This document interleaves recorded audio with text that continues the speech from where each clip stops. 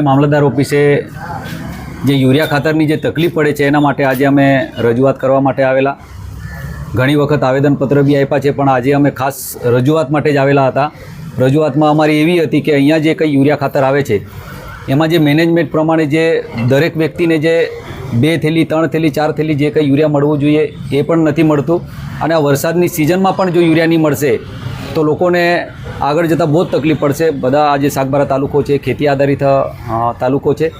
જો યુરિયાના ટાઈમે યુરિયાની નંખાશે તો દરેક અનાજ પાકમાં જે વિકાસ થવો જોઈએ તે નહીં થાય. એના માટે મામલતદાર સાહેબને રજૂઆત કરી છે.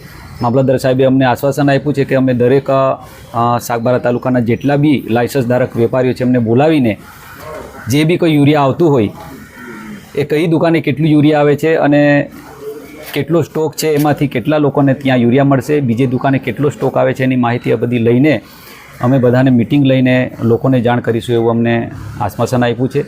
અને લોકોને બી અમે વિનંતી કરવા માગીએ છીએ કે આપણે આખી રાત યુરિયા માટે દિવસ સુધી બેસીએ છીએ તો આ જે તકલીફ થાય છે એના માટે આપણે થોડું મેનેજમેન્ટ બી કરીએ જેથી કરીને આપણા ખેતરમાં યુરિયા વ્યવસ્થિત પડે. અને યુરિયા જ્યારે આવતું હોય તો ખરેખર વેપારીને બી અમે મામલતદાર સાહેબને રજૂઆત કરી છે કે યુરિયા ખરેખર ગાડી આવવાની હોય તો જ આ અમારે જે લાભાર્થીઓ ખેડૂતો બેસે છે એમને કહો, કારણ કે યુરિયા આવશે એમ કરીને આખી રાત અને આખો દિવસ વીતી જાય છે ત્યાં સુધી યુરિયા નથી મળતું. એટલે મામલતદાર સાહેબે અમને એ પાછું બીજું આશ્વાસન આપ્યું છે કે જ્યારે યુરિયા આવવાનું હોય ત્યારે જ વેપારી તરફથી બી કહેવામાં આવે કે યુરિયા આવવાનો છે અને લોકો ત્યાં ઊભા રહીને યુરિયા મેળવીને જાય એવી વ્યવસ્થા ગોઠવાશે. એ પ્રમાણેનું આયોજન કરેલું છે.